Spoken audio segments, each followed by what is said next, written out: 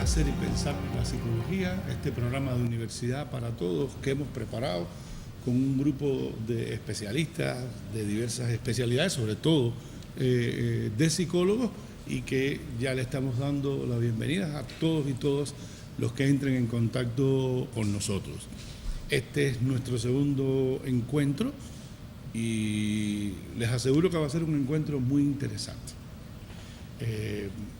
Probablemente es un suceso conocido por todos, porque es vivenciado por todos.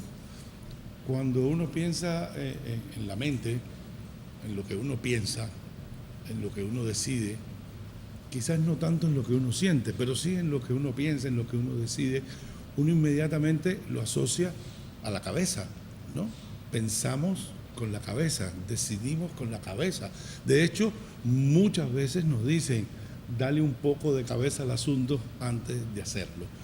Y precisamente la cabeza la asociamos a ese órgano supremo de todos los seres humanos, que es el cerebro. De modo que la relación entre la mente y el cerebro, lo psicológico y el cerebro, siempre es una cuestión fundamental, inevitable, es un conocimiento al que tenemos que acercarnos si nos estamos acercando al conocimiento de la psicología. A lo largo de la historia han existido muchas visiones, muchas interpretaciones distintas. Algunos creo que en algún momento hasta llegaron a pensar que si exprimíamos el cerebro pues salían las ideas, salía la mente. Otro, con otras visiones, recuerdo a este filósofo de la ciencia, Mario Bunge, que decía, la mente no es otra cosa que el cerebro en acción. Y hoy justamente vamos a aproximarnos a este asunto de la relación entre la mente y el cerebro, un poco desde esa pregunta que muchas veces nos hacemos, bueno, ¿y la mente vive en el cerebro? Y para esto me complace mucho en presentarle a un colega, una persona, de verdad que es un privilegio tener aquí con nosotros, alguien para que el estudio del cerebro ha sido el pan nuestro de cada día, doctores en ciencias médicas, además de haber estudiado mucha bioquímica y haber estudiado incluso física, profesor de emérito de la Universidad de las Ciencias Médicas, investigador del cerebro reconocido dentro y fuera del país, vicepresidente, digo más, presidente en funciones de la Sociedad de Neurociencia de Cuba, el doctor Nivaldo Hernández Mesa. Bienvenido a este encuentro, a este programa, que es suyo, y tan suyo que aquí tiene toda la libertad de ayudarnos a comprender, a entender y a aprender de esa relación entre la mente y el cerebro.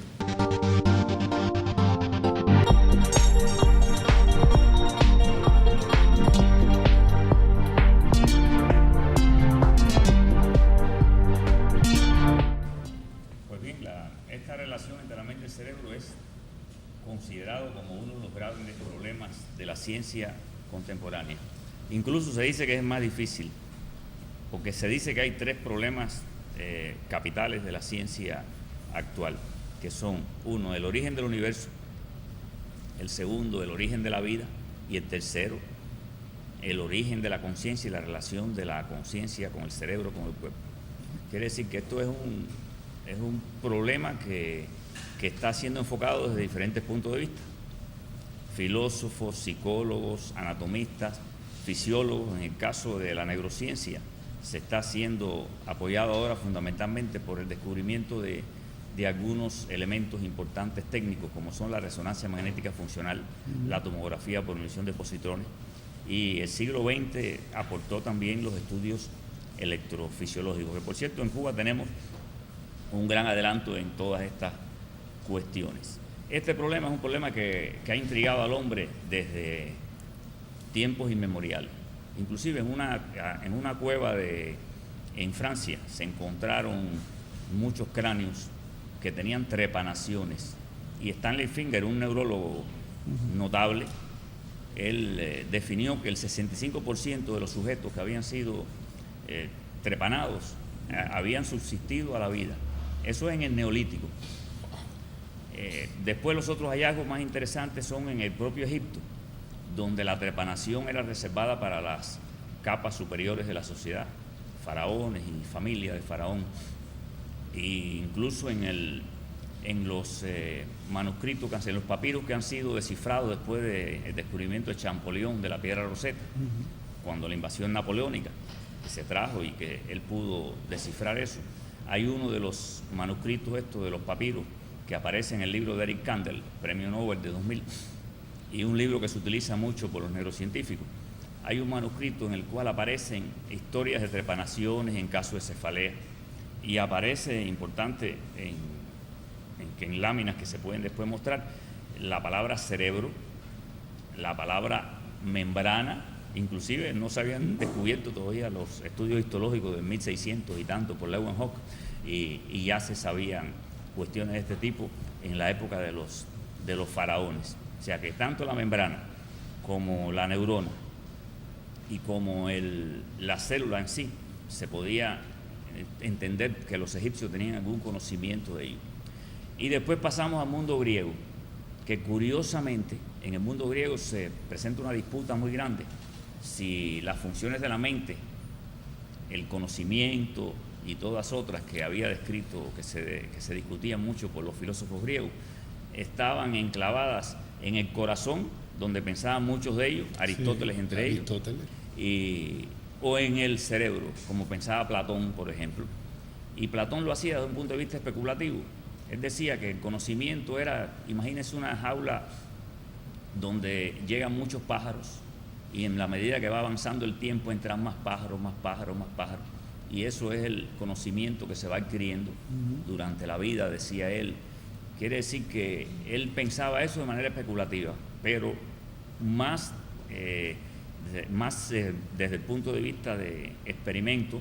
Hipócrates estudió en pacientes que habían tenido síntomas demenciales en la vida y síntomas epilépticos, encontró lesiones en el cerebro. O sea que Hipócrates se puede decir que es el primer neurólogo experimental que demuestra que la mente tiene una relación con el cerebro. Curiosamente, después de esto, Galeno siguió los pasos de Hipócrates, pero sin saber por qué, en el siglo III y siglo IV, unos científicos que eran en ese momento coincidentemente padres de la Iglesia también, los padres de la Iglesia de la tercera, cuarta y quinta centuria, entre los cuales se encuentra uno muy notable, que es un científico notable de San Agustín. Y ellos decían que el cerebro funcionaba para las funciones mentales, pero que esas funciones se encontraban enclavadas ¿dónde? En los ventrículos, porque el espíritu, que era la mente, no podía estar en una zona tan amorfa y tan poco presentable como era la masa encefálica, sino que debía estar en algo etéreo como tal. Entonces, por tanto, lo ubicaron en los ventrículos. Entonces, ¿qué sucedió? Que estos descubrimientos de los padres de la Iglesia, que no tenían base experimental, que eran todas bases especulativas, junto con algunas ideas de Galeno de espíritus vitales, espíritus animales, que no eran tan alocadas como mal interpretadas, porque los espíritus animales, que transcurren por los nervios, según él, para dar las sensaciones y percepciones, hoy pudieran ser homologados con los impulsos nerviosos. Sin embargo, ¿qué pasó? Que en el siglo VI, en la Edad Media, se estableció que no había un conocimiento fuera de la hipótesis de Galeno y de los padres de la cuarta y quinta centuria.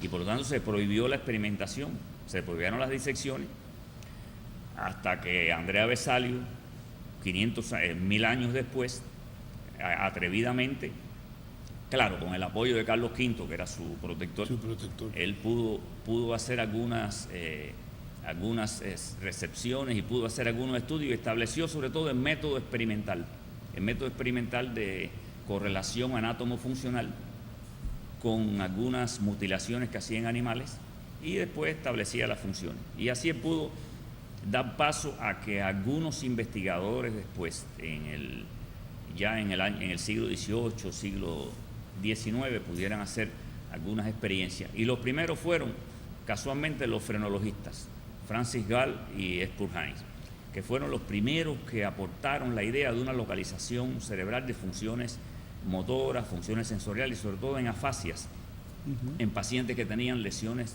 alteraciones del lenguaje. Profesor, esta denominación de frenólogos, frenologistas, ¿no? Ajá. ¿Por qué se utilizó esa denominación? Bueno, ¿A quién se le llamaba los frenólogos, la Ajá. frenología? Los frenologistas se llamaban así porque ellos decían que las funciones del cerebro estaban reflejadas en las eminencias del cráneo. Y entonces podían definir a un individuo que era muy inteligente porque tenía ojos de búho, decía. Ajá. Y un individuo que era torpe, que tenía entonces la cabeza muy chata. Y así, entonces ahí surgen. Todavía en nuestros tiempos hay algunas influencias de la frenología, algunas descendencias de la frenología. Y ¿qué pasa? Que eso trascendió inclusive a la criminología. Incluso se dice que le enseñaron fotos de algunos elementos, algunos hombres que eran patriotas, como por ejemplo Máximo Gómez, decían que era un delincuente, un forajido, porque veían algunos rasgos del rostro que le representaba como tal. O sea, la frenología en realidad tuvo poco tiempo de función, pero tiene el mérito de haber rescatado la idea de la localización cerebral, aunque la transfería. Decía que habían 27 caracteres espirituales que se podían definir por las formas del cerebro, de los cráneos, del cráneo, la nariz, etc. Entonces la frenología sufrió un descrédito muy serio por la ciencia, pero que fue muy malo también porque con el descrédito que surgió, sobre todo a través de un gran investigador francés que estableció un laboratorio con el objetivo de destrozar a los frenologistas, que fue Florence. Pero su experimento lo hizo con modelos equivocados. Lo hizo con ratas, con pollos y con conejos, que son animales que no tienen circunvoluciones. Y entonces él decía que no había localización. Quiere decir, perdón, que es un cerebro muy distinto. Un cerebro muy distinto al de nosotros. Al cerebro humano. Exactamente. Y entonces, pero él hizo él enterró la frenología, Florence, pero con ello enterró también a la localización cerebral, que gracias que se salvó años después por Broca. Claro. Cuando Broca descubrió la fascia de Broca, que se llama, que es la incapacidad para poder hablar, que la descubrió en un paciente que él le llamaban Monsieur Tantan, porque lo único que decía era Tantan. Y entonces él, cuando en Monsieur Tantan fallece, muestra que tiene una lesión en la región frontal del hemisferio izquierdo, en la base de la región frontal del hemisferio izquierdo. Entonces, a partir de ahí, la localización volvió a tener nuevos bríos. Pero la localización era válida solamente para aquellas funciones que pudieran ser catalogadas como funciones motoras, sensoriales y todo ello. Pero hubo un accidente que pasó en el año 1848, donde un capataz que estaba dirigiendo una construcción de una fábrica sufrió una explosión, hubo una explosión y un estilete que aparece en el Museo de Chicago, está ese estilete, y en una de las láminas que aparecen como tales, el estilete que le penetró por el frontal izquierdo, por el lóbulo frontal izquierdo. Y a partir de ese accidente, él vivió después de 18 años. Cuidado. Después de ese atravesamiento. Después de ese atravesamiento. Correcto. Inclusive él llegó al hospital sin daño, le sacaron eso, felizmente en aquella época, no tuvo infección. Impresionante. Era un hombre de suerte. Un hombre de suerte, sí. Lo de Phineas Gage. Y además era un hombre muy recatado, era la usanza inglesa de siempre llegar temprano, era abstemio. Y a partir de ese incidente él empezó a ser un sujeto que, bueno, la mujer lo abandonó porque empezó a ser violento con ella, a tener hábitos adictivos como la bebida, empezó a jugar, empezó hasta que, bueno, falleció. Y esa fue la primera demostración de que la mente, el cerebro, tiene que ver algo con la mente. La primera demostración válida de eso.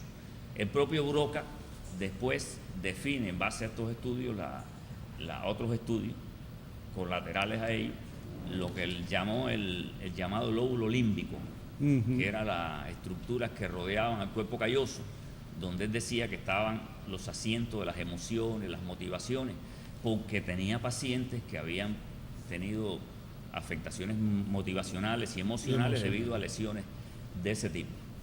Esto es una cosa, perdón que le interrumpa, profesor, esto es una cosa importante porque esto significa que para poder aproximarnos y entender las posibles relaciones, las múltiples relaciones que podamos pensar entre la mente y el cerebro, en primer lugar hay que conocer muy bien la anatomía del cerebro, hay que conocer muy bien el funcionamiento del cerebro, y en la medida en que la ciencia ha avanzado y ha podido descubrir por diferentes procedimientos, entender mejor el cerebro, pues la posibilidad de entender las relaciones también se ha ido favoreciendo. Pero en lo que usted nos decía, creo que es importante rescatar la idea de que siempre ha habido un preguntarse, y siempre ese preguntarse ha ido por el camino, sobre todo, a entender que los fenómenos mentales, los fenómenos emocionales del pensamiento se asocian al cerebro, sea a su anatomía, a sus estructuras, a su funcionamiento, pero es un poco como decir, la respuesta está por aquí. La respuesta está por aquí. Eso es muy claro, eso. Yo creo que el primero que hizo eso fue Hipócrates, porque en la época de Hipócrates reinaba el hecho, sobre todo en los epilépticos, se decía que eran endemoniados y que tenían espíritus malignos. Incluso se hacían curas salvajes con los pacientes. Decían que para expulsar los espíritus había que darle a la gente su propio excremento. Había que darle orina en grandes cantidades para que el demonio saliera del cuerpo de esa manera. Eran métodos de exorcismo. De exorcismo prácticamente. Exacto. Y sin embargo, Hipócrates demostró en muchos pacientes epilépticos que habían fallecido que tenían lesiones cerebrales. O sea, quiere decir que esto ha sido una preocupación siempre de la ciencia pero habían dos tendencias fundamentales: la localización de funciones y la no localización o el holismo de funciones, que en realidad... Volvamos para ayudar un poco a nuestros estudiantes, ¿verdad?, en la comprensión. La localización y el holismo, ¿qué quiere decir? Asociar la actividad mental a determinadas estructuras y en el otro caso a el conjunto del funcionamiento, los intercambios entre las estructuras y las funciones. Exacto. Correcto. Exacto. Y entonces, bueno, el camino que se ha seguido gracias al desarrollo de la neurociencia en la actualidad es lograr una especie de empate entre las dos tendencias. Una buena decisión.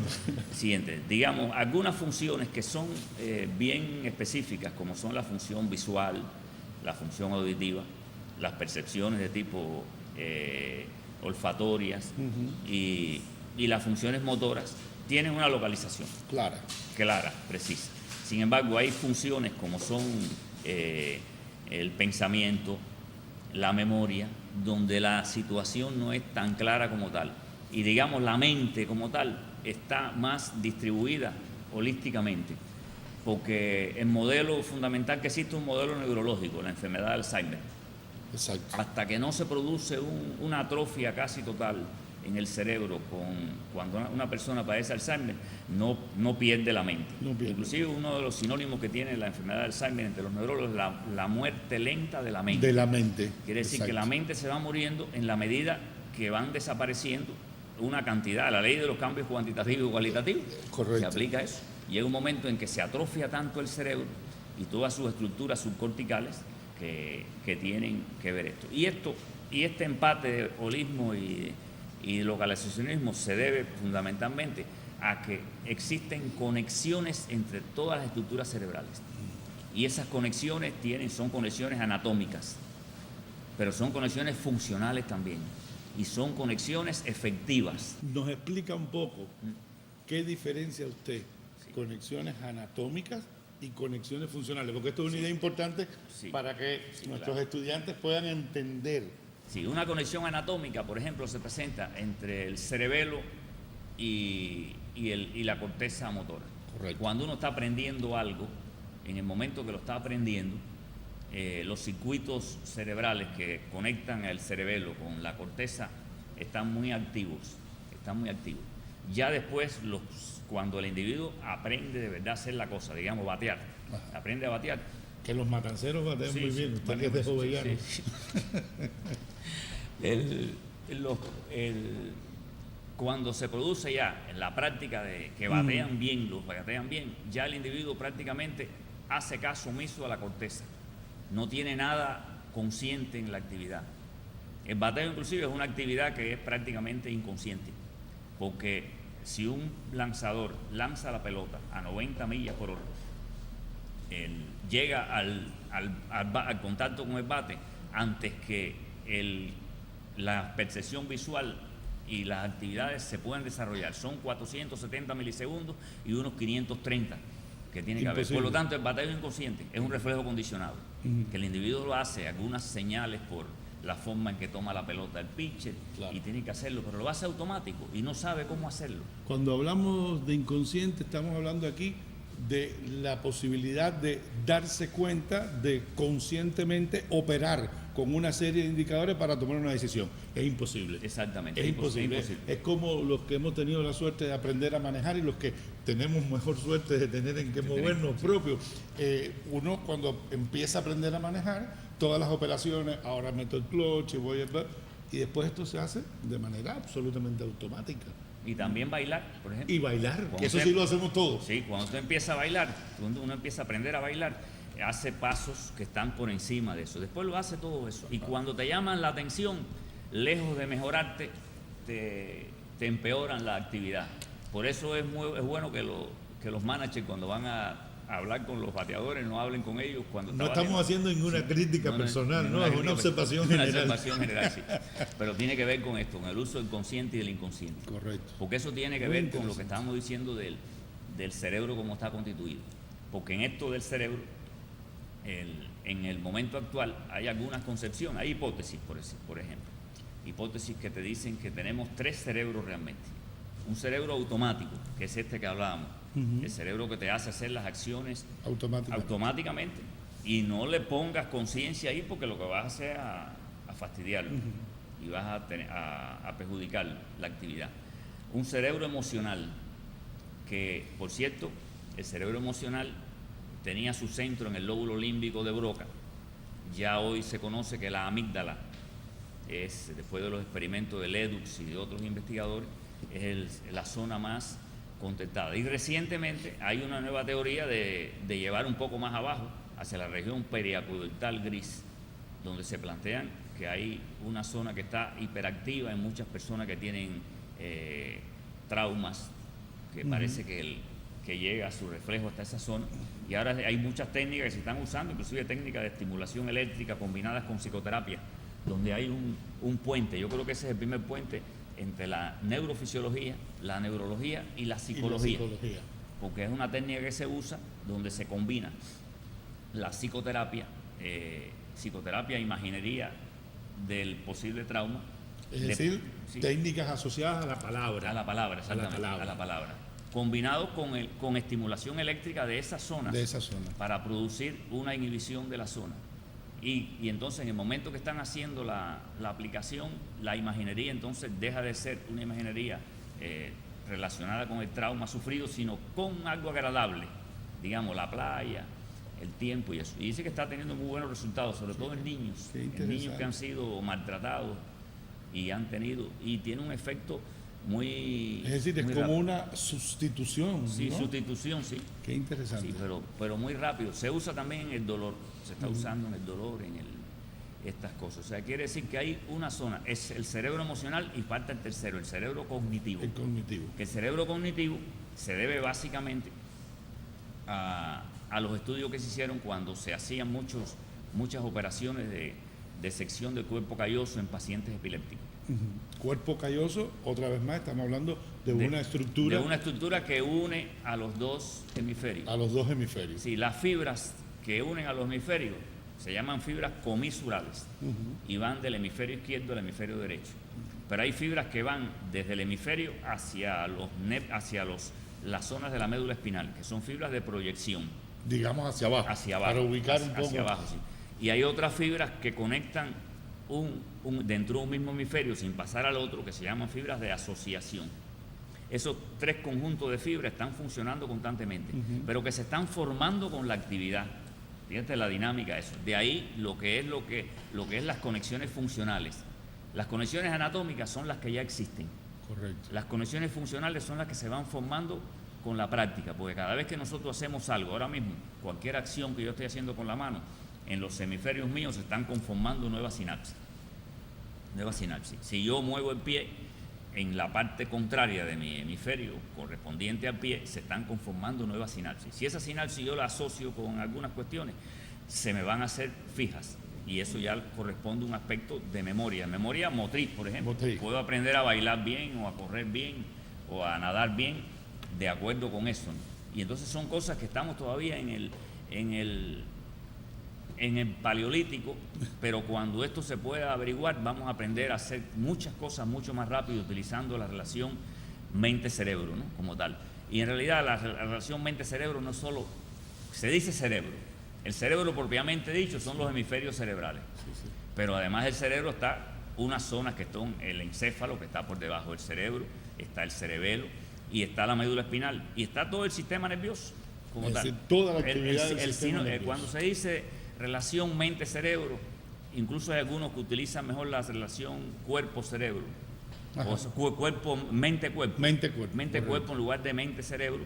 Y pudiera ser mente-sistema nervioso. Sistema nervioso. Que el sistema nervioso tiene todos esos niveles, ¿no? Los niveles de órganos como el cerebelo, pero también cuando vamos a las estructuras pequeñas, tiene la sinapsis, tiene las neuronas, tiene las otras neuronas, otras células que son de apoyo, que parece que no son tan de apoyo, que son las glías de sostén del sistema nervioso, que algunas transmiten algunos impulsos eléctricos que no son los impulsos nerviosos típicos, que son impulsos de corriente continua, que van dando el nivel de base y que están en función, en paralelo con lo que es la circulación cerebral, y que van en función y que van generándose y que tienen que ver también con la producción de la actividad consciente de la mente como tal. Y en el cerebro cognitivo, que es el que estábamos diciendo, el tercero, ese cerebro cognitivo tiene dos partes. Un hemisferio izquierdo, que en la mayoría de las personas es el hemisferio racional, el creativo. Sin embargo, el otro hemisferio es el hemisferio intuitivo, el hemisferio veraz.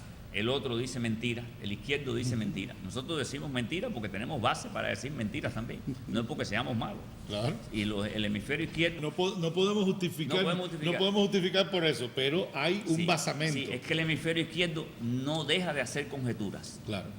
No puede dejar de hacer. Si le hacen una pregunta, y es como cuando uno va por la calle La Habana, y aunque el individuo no sepa dónde está la calle, yo no sé dónde está La Habana libre, pero tú coges por la calle tal, y llegas y a lo mejor te equivocas, ¿no? Por eso, el hemisferio izquierdo no puede parar de objetar. Sin embargo, el derecho no. El derecho te dice las cosas que piensa objetivamente. Por eso uno le debe preguntar al hemisferio derecho. Pueden utilizarse técnicas de hipnosis para eso, ¿no? O usar fundamentalmente, como por ejemplo la vía auditiva es una vía cruzada, eminentemente 80% de fibras van del oído izquierdo al hemisferio derecho y viceversa. Entonces, si usted quiere entender cuando alguien lo está llamando por teléfono y quiere responderle con el corazón, póngase el auricular en el izquierdo para que llegue al derecho. Si usted quiere darle si es una persona que le hace una interrogante, que usted tiene que darle alguna solución a problemas, como lo que te hacen a ti generalmente en los programas, póntelo en el derecho para que te llegue al izquierdo, y llegue más al izquierdo la información. Me gustaría subrayar aquí por la implicación que esto tiene para la vida cotidiana de las personas, para el saber cotidiano de las personas. Es decir, el cerebro no es un órgano que está terminado en el momento del nacimiento. No. Podemos decir que el cerebro aprende. El cerebro aprende. Y aprende bajo el influjo, bajo las estimulaciones que le llegan. Sí. Por lo tanto, si nosotros estamos hablando de una persona con un alto nivel de desarrollo, de cultura, de educación, etcétera, tendríamos que pensar que es necesario que ese cerebro sea un cerebro estimulado, que se encuentre con nuevas impresiones, con nuevos conocimientos, con nuevas realidades, y todo eso propende a su desarrollo. No, eso es importantísimo. Por ejemplo, es fatal cuando un niño tiene trastornos auditivos que no se le descubra rápido, porque si no, las áreas donde debía estar ubicada la función auditiva se van a ocupar por la función visual, y entonces el individuo va a ser un retrasado mental si no tiene una actuación directa. Eso que usted está diciendo, profe, es importantísimo, ¿verdad? Yo estoy pensando de pronto en esos hábitos malsanos no malintencionado, pero sí malsano, de los niños fijados a la televisión 4, 5, 6, 8 horas recibiendo un solo tipo de estímulo, o la computadora o el juego y todo esto, lo que puede, por lo menos la cantidad de cosas, de tiempo que estamos dejando de darle al cerebro nuevas estimulaciones y nuevas posibilidades de aprendizaje. No, y eso el niño también tiene otra desventaja, que es lo siguiente, ¿por qué las plantas no tienen cerebro? Una de las explicaciones que dan los biólogos, yo no he pensado mucho en eso, pero bueno, la que dan los biólogos es que no tienen músculo.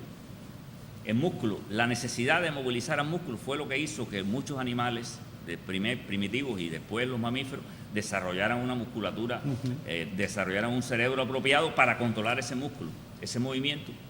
La planta, que tiene que estar fija en un lugar, no tiene que moverse, no tiene músculo y por lo tanto tiene un sistema nervioso primitivo que nada más que recibe estimulación. Hay plantas de esas que son capaces de generar alguna sustancia que sea mal oriente para el animal que viene a comerse la planta, pero hasta ahí llega.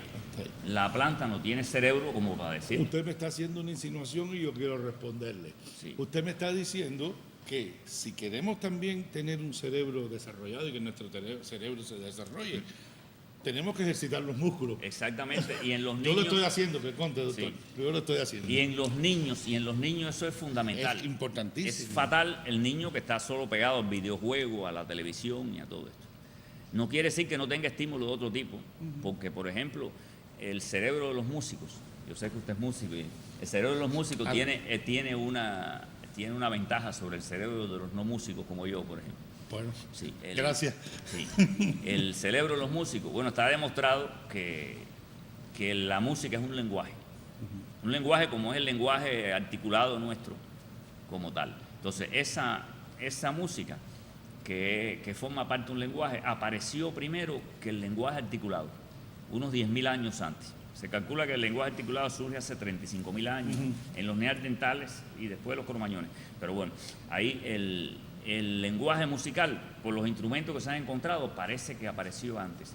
Y entonces hay una teoría actual que es de la coevolución que han tenido esos dos formas de comunicación del humano, y que es superior la persona que tiene los dos lenguajes como tal. Por lo tanto, sería bueno que nosotros intuyéramos a nuestros niños a aprender algún instrumento musical, aprender a cantar, usar el lenguaje musical también para que lo desarrollaran de la misma manera que su lenguaje articulado. Hay regiones de África donde hacen eso. En Lesoto todo el mundo es músico. Bueno, aquí estamos a punto de que todo el mundo sea reggaetonero o algo, estamos cerca. Pero bueno, en ese caso el reggaetón no sería tan malo. No, claro, estamos de acuerdo. Porque me parece que sí, que para algo tiene que servir. Para algo tiene que servir, sí, para desarrollar el cerebro como tal.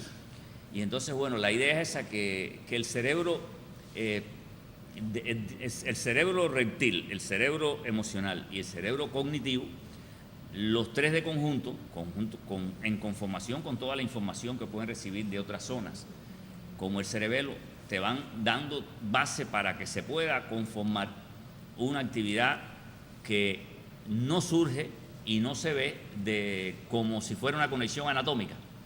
Es como dice, hay un ejemplo que hay muy claro, que es una propiedad emergente, la mente. Como tal. De eso hablamos, creo, en nuestro primer encuentro, así que sería muy bueno que reafirmar un poco estas ideas. Por ejemplo, usted tiene el mejor ejemplo que hay para el emergentismo, lo usan muchas personas, ¿no? Es el del agua, ¿no? Usted toma oxígeno y toma hidrógeno y los pone en una cubeta separado. Le echa un fósforo al oxígeno y vuela. Le echa un fósforo al hidrógeno y vuela. Entonces usted mezcla el hidrógeno con el oxígeno en cierta proporción y le echa un fósforo y se apaga. O sea que el agua tiene propiedades emergentes distintas a los que lo originaron. Muy interesante. Es decir, no puede ser derivado de ninguno de sus elementos. Sí. Es algo que emerge del encuentro de todos esos elementos y por lo tanto tiene un carácter en sí mismo. Un carácter en sí mismo. Qué bien. O sea que la mente no hay mente sin cerebros.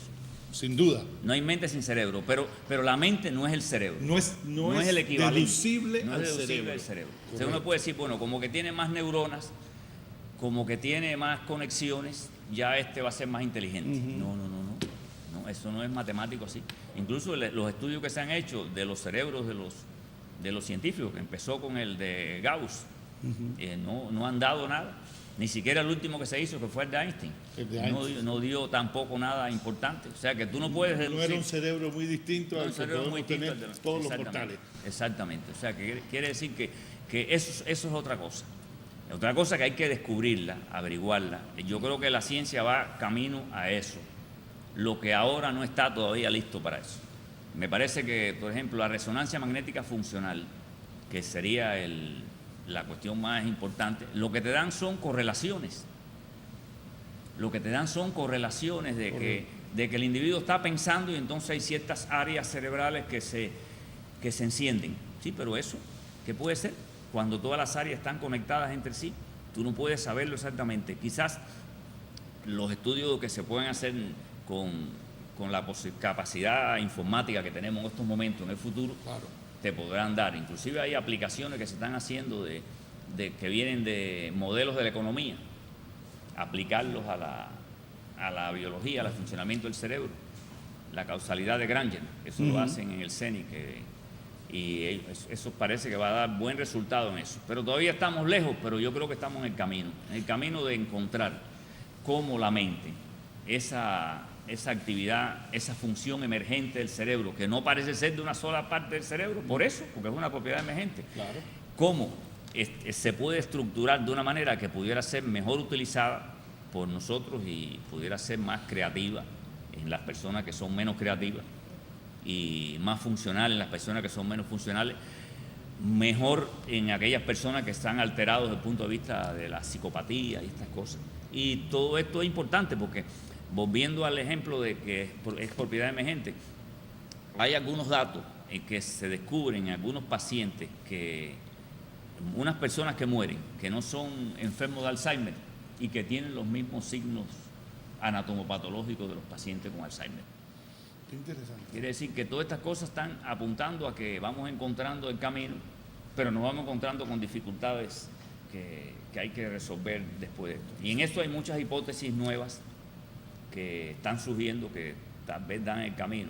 Que es muy interesante porque efectivamente tal parecería que si nosotros hacemos esa mirada histórica, retrospectiva, que tan brillantemente usted nos ha dado, es como si se quiso estudiar por un lado el cerebro, por otro la mente, y a ver en qué se parecían. Y cada día más hoy entendemos que tenemos que hacer estudios multidisciplinares, donde participen personas con diferentes miradas, y también de las diferentes miradas emerge algo distinto. De hecho, aparecen nuevas ciencias, nuevos modelos de ciencia. Pero yo quisiera detenerme en algo que tiene que ver mucho incluso con la vida cotidiana de las personas, ¿no? Pienso, por ejemplo, en un asunto como la violencia. Y de pronto yo escucho que las personas dicen, no, él nació así, él es violento, él tiene un problema en el cerebro que lo hace ser violento. El otro que tiene conductas delictivas reiteradas. Y entonces oigo decir, no, el problema de él es de su sistema nervioso, de su cerebro, desde que nació, no hay nada que hacer con él. Y de alguna manera el sistema nervioso, como usted decía, el cerebro, dicho metafóricamente, llamando la atención sobre todo esto, pues de pronto es responsabilizado, ¿no?, sobre ciertas cosas cuya responsabilidad es muy buena que la tenga el cerebro y no nosotros. Claro que sí. Echarle la culpa al cerebro. Entonces, pudiéramos verdaderamente, ¿cree usted adecuado responsabilizar definitivamente y únicamente al cerebro de aspectos tales como la violencia, determinados déficits de valores, pongamos por caso? En ningún caso, bueno, es una lógica. El cerebro se está conociendo cada vez más, y es verdad, se conoce mucho más el cerebro que la mente. El cerebro se conoce desde su punto de vista de los órganos, de sus estructuras íntimas, sus moléculas, sus canales, sus neurotransmisores, y eso se conoce. Sabe que la gente tiene, por ejemplo, adicciones porque tiene dopamina elevada en ciertos circuitos, en las regiones accumbens, en las regiones del límbico y eso. Bien, el cerebro se va conociendo en su estructura. La mente sigue elusiva todavía, sigue elusiva, solamente indirectamente a través, cuando el cerebro se altera, yo veo que la mente está alterada.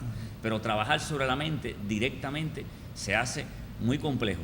Y entonces, si usted tiene una cosa que se conoce bien, como es el cerebro, y tiene una cosa que no se conoce muy bien, como la mente, la relación entre ellas se va a conocer mucho menos. Entonces, por lo tanto, yo no puedo dar ninguna justificación a la parte más conocida de que me explique lo que está haciendo la parte que no se conoce. No, ahí tenemos también otro problema que quizás no compete ahora por la naturaleza de nuestro curso, pero también los modos en que se han desarrollado las ciencias que miran al cerebro, el mismo concepto de ciencia, ¿no? Claro, con el que se opera para mirar al cerebro, y el modo de ciencia, el modo en que se piensa la ciencia, que mira a la espiritualidad, a los valores, a la mente, son como ciencias distintas. Exactamente. Y por lo tanto tendrían que encontrar algunos códigos comunes. Es como tener dos lenguajes distintos, ¿no? Uno habla en chino y el otro habla en ruso, y hay que encontrar lenguajes comunes, ¿verdad? Códigos comunes para poder poner esas dos líneas de conocimiento en relación. Sí, la ciencia para nada es dualista. Exacto. Que sí, que va, como decía Descartes, ¿no? Descartes, que la mente era una cosa distinta que el cerebro. Es como si fuera que la mente fuera como el software de la computadora. Exacto. Y que usted le pone o la melodía que toca el piano. Vaya, sería así. La mente no es eso. La mente, todo parece indicar que depende, que no hay cerebros, no hay mente sin cerebro. Que el cerebro, lo que pasa que no es lo mismo. Que no es una equivalencia mecánica entre mente y cerebro. Bueno, ahora yo me pongo en el lugar de nuestro televidente y digo, perfectamente podemos estar pensando así. No hay mente sin cerebro. Sí. Por lo menos en el sentido humano, obviamente. Porque, sí. Bien, en el sentido humano no hay mente sin cerebro. ¿Y hay cerebro sin mente? ¿Hay cerebro sin mente? Bueno, cuando está en Alzheimer. Pero el Alzheimer es una forma de función mental también. No, el Alzheimer es la pérdida de las funciones mentales, pérdida de la memoria explícita, todas esas cosas. Pero hay ciertas funciones por mentales ejemplo, que están ahí. Todavía cuando un niño nace, un niño tiene un cerebro. Correcto. Y no tiene una mente todavía. No tiene ninguna personalidad. La personalidad la forma después en el interacto con la sociedad. Es decir, que entramos ahí en otra zona también. Por ejemplo, los niños lobos. Los niños lobos, que en Cuba tuvimos alguna experiencia de ese tipo. Que sería bueno que lo comentara, porque nosotros entendemos, tenemos códigos comunes. Usted dice los niños lobos, yo sé de lo que está hablando, pero quizás nuestros televidentes Los niños no. lobos, desde el siglo XVIII se empezó a descubrir en Europa algunos niños que habían sido criados por lobos. Y esos niños después, cuando eran recuperados para la sociedad, después esos niños jamás aprendían a hablar. Y en Cuba tuvimos alguna experiencia esa, cuando el Che pasó por el Escambray, encontró a dos niños que los padres eran retrasados mentales y que habían criado en unas cochiqueras, como si fueran puercos, junto con los puercos, los cerdos. Y después el profesor, el pedagogo Crespo, de aquí de Quinte 110, del centro de diagnóstico, los examinó y todo eso, y el niño mayor jamás pudo hablar, solo que tenía, emitía algunos sonidos, algunos gritos. Yo no sé dónde siguió el niño, pero evidentemente el contacto social es lo que hace que se conforme la personalidad humana y que aparezca la mente. Luego la mente no puede aparecer si no hay una sociedad. Ahí usted me da pie entonces para otra pregunta más. Ya dijimos, bueno, el cerebro aprende en determinadas condiciones sociales, aprende en determinadas condiciones de vida, aprende en determinada cultura. Por lo tanto, pudiéramos preguntar, ¿el cerebro es también el resultado de la producción cultural, de la cultura? Por supuesto, nosotros tenemos la posibilidad de... Hay culturas que son unas culturas un poco más individualistas y otras culturas que son mucho más colectivistas. En culturas colectivistas el cerebro se desarrolla mucho más que en culturas individualistas. Escuchen esto que nos está diciendo. Entonces, por ejemplo, si usted en una cultura donde el muchacho tiene más contacto la gente tiene más estímulos y la plasticidad esa funcional que se está preparando, porque nosotros nacemos con potencialidades. Todos nacemos con potencialidades de desarrollar lenguaje artístico, lenguaje hablado y lenguaje musical. Si usted no le da la música, el individuo no aprende música. Si usted no le repite papá, papá, papá, mamá, mamá, mamá, no aprende a hablar. Lo que pasa es que casi todos nos desviamos al lenguaje articulado como tal. Entonces, en las culturas que van a predominar los dos tipos de lenguaje, el cerebro se desarrolla mucho más y por lo tanto la emergencia de la mente puede ser mucho más potente que en los otros casos. Y entonces eso depende de nosotros tener, yo creo que uno lo enseñan a muchas cosas, pero no le enseñan a cómo desarrollar a los niños desde pequeños. Y es una cosa también que la neurociencia ha sufrido un boom en los últimos años, realmente. Sí, la neurociencia es bastante joven, incluso la neurociencia no es una ciencia particular, sino es una transdisciplina. Es una transdisciplina, correcto. Donde enfocamos todo el mundo, ya nosotros no somos ni psicólogos, ni fisiólogos, ni anatomistas, sino que somos neurocientíficos. Neurocientíficos. Con mayor experiencia yo de anatomía y de fisiología que los que sean de psicología, los que sean de física o del área del arte, ¿no? Y de hecho, en la sociedad que usted preside, hay especialistas de diversas. En la sociedad hay diversas. La Sociedad de Neurociencias de Cuba tiene tiene especialistas de diferentes ramas del saber, no solo médicas, sino también culturales. O sea que la cultura sí tiene un impacto serio con la mente. Incluso yo creo que no hubiera existido la mente si no hubiera habido la sociedad humana. No se hubiera desarrollado, porque la mente nos ayuda a resolver problemas y problemas que tienen que ver con los problemas sociales, como con nuestra vida real cotidiana. Incluso lo que hay muchas veces que uno dice un primo hermano de la mente es el lenguaje. El lenguaje es, como decía, primo hermano de la mente. Incluso algunos lo homologizan, dice que no hay mente sin lenguaje ni lenguaje sin mente, lo cual no es cierto. Realmente hay cosas que se pueden hacer de la mente sin necesidad de usar el lenguaje, y algunas veces el lenguaje es perjudicial para esas cosas de la mente. De ahí que las prácticas estas de meditación, de relajación, utilicen la idea esa de que se puede dejar la mente en blanco. En blanco. Quizás no en blanco, pero ubicarla con paisajes, con melodías, con cosas que no sean palabras concretas. Que la nominaliza. Como tal. En ese sentido sí. Y el lenguaje tiene, áreas muy específicas que pudieran ser utilizadas en el desarrollo de nuestros niños, ¿no? Hay regiones que si usted alimenta a los niños en un sentido metafórico, con palabras en varios idiomas, el niño puede prácticamente aprender varios idiomas al mismo tiempo. Todo el mundo conoce y la gente dice por la calle, aunque no conozca mucho, que es más fácil aprender un idioma de niño. ¿Por qué razón? Por lo mismo que se decía ahorita de los sordos de nacimiento, que las áreas visuales ocupan las zonas auditivas. Bueno, si usted ocupa el área auditiva de la comprensión del lenguaje con el idioma español, su lengua materna será española. Ahora, si usted lo ocupa con español, con inglés, con francés, los finlandeses han hecho estudios que son hasta 3 idiomas maternos un niño es capaz de adquirir en ese momento. En ese momento ese niño será más desarrollado en idiomas, por lo menos. Y lo mismo pasaría si lo hacemos no solo con idiomas, sino lo hacemos con otros conocimientos musicales.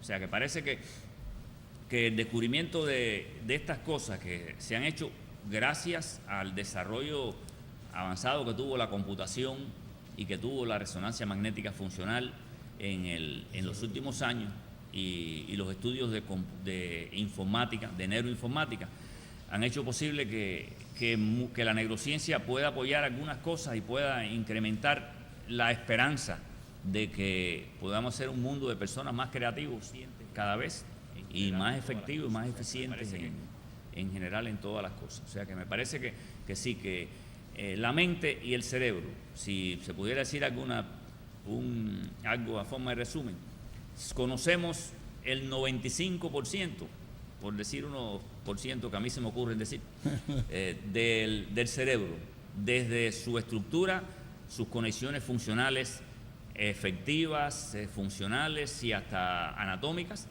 sus neuronas, su estructura, conocemos sus mecanismos de funcionamiento para aprender y conocemos un 95% eso, y seguimos aprendiendo de él a través de los circuitos de adicción y de todo lo que se pueda conocer del cerebro como tal. Hay que seguir aprendiendo, pero nos queda un 5%. Sin embargo, de la mente todavía nos queda mucho más. Yo diría que si pudiéramos hacer un equivalente, sería un 30% de lo que conocemos de la mente, nos quedaría un 70%. Y por lo tanto, la relación entre el cerebro y la mente nos queda todavía lejos de poder afirmar que lo que estamos haciendo es lo que realmente será en el futuro. Y entonces son hipótesis. Y a mí me parece, yo siempre a mis alumnos les recuerdo una frase de Platón, que en su academia le decía a los estudiantes, le decía que los arquitectos, los ingenieros que tenemos nosotros aplican sus hipótesis, sus teoremas, pero que no se dan cuenta que esos son solo teoremas, que no son la realidad. Utilizan los teoremas como fueron las realidades. Bueno, nosotros tenemos muchas hipótesis, como esta de localización, holismo, como la hipótesis reciente que ha surgido de el cerebro cognitivo, el cerebro emocional, el cerebro reptil, como las hipótesis más recientes todavía de las neuronas en espejo, que permiten cómo uno puede imitar, cómo está imitando constantemente lo que están haciendo los demás, lo que están haciendo los demás. Hay neuronas que están preparadas para eso, que son llamadas neuronas en espejo, y que pueden ser lo que tienen que ver con la empatía y todas estas cosas. Bueno, pero recordemos siempre, como le decía Platón a sus alumnos en la academia, que son hipótesis. Hipótesis que hay que irlas comprobando y como ustedes ven, lo mismo que ha pasado con el holismo y la localización, hay momentos en cuales ha predominado uno, ha predominado la otra, y ahora estamos al 50%. Es posible que con la empatía y estas cosas surja algo parecido. Profe, si el cerebro crece y se desarrolla, y en paralelo se van generando también nuevas posibilidades para el desarrollo de la mente humana, esos porcientos siempre tendrán un residual irresuelto. Siempre habrá un porciento que no conoceremos, que será el porciento del reto a conocer. Claro que sí. Entonces, muchísimas gracias. Verdaderamente pudiéramos estar mucho más en cuento conversando sobre estos temas. Ha sido un privilegio contar con su presencia, con los mensajes claros que le ha dado hoy a nuestros estudiantes, y que vamos a encontrar muchas de estas cosas en el tabloide, que vamos a tener también la suerte de tener algo escrito por ustedes. Entonces, nosotros seguimos avanzando en la dirección de hacer, de pensar, de saber la psicología. Y para eso nos encontramos entonces la próxima semana. Mi consejo, no se lo pierda, encuéntrese aquí en Universidad para Todos con nosotros. Hasta entonces.